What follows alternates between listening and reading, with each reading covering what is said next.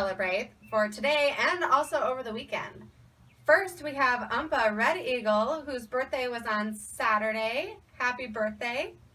And on Sunday, it was Chelsea Luther's birthday and McKaylee Nez. Happy birthday, guys.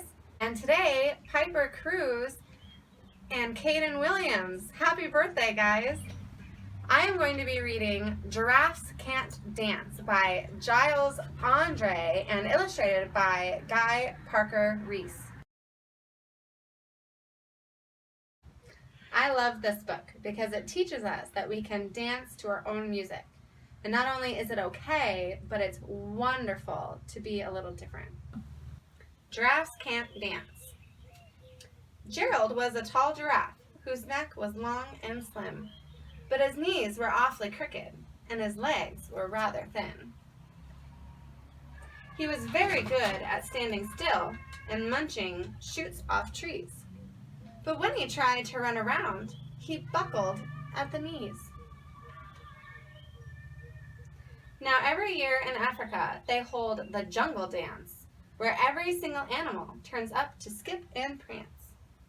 And this year, when the day arrived, poor Gerald was so sad, because when it came to dancing, well, he was really very bad. The warthogs started waltzing, and the rhinos rock and rolled. The lions danced a tango that was elegant and bold. The chimps all did a cha-cha with a very Latin feel, and 8 baboons then teamed up for a splendid Scottish reel. Gerald swallowed bravely as he walked toward the floor, but the lions saw him coming, and they soon began to roar. "Hey, look at clumsy Gerald," the animals all sneered. "Giraffes can't dance, you silly fool. Oh, Gerald, you're so weird." Gerald simply froze up.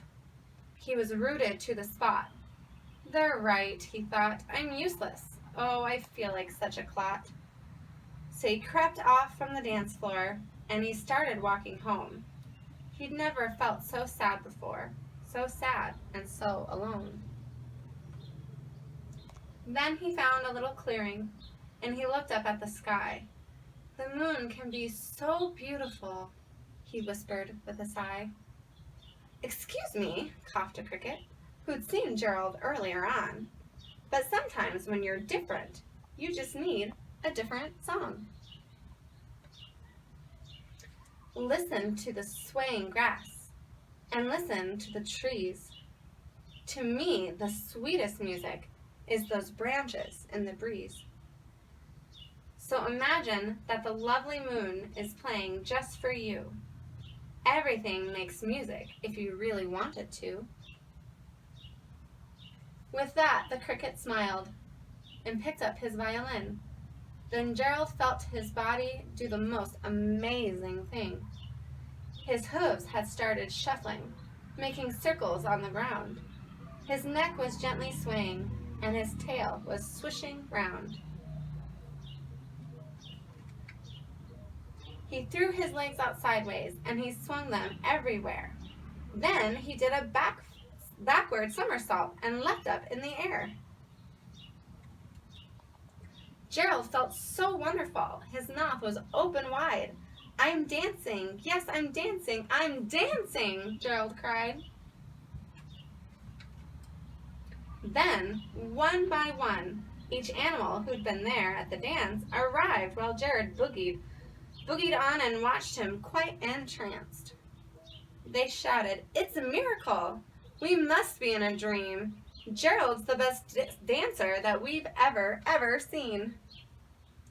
"How did you learn to dance like that? Please, Gerald, tell us how."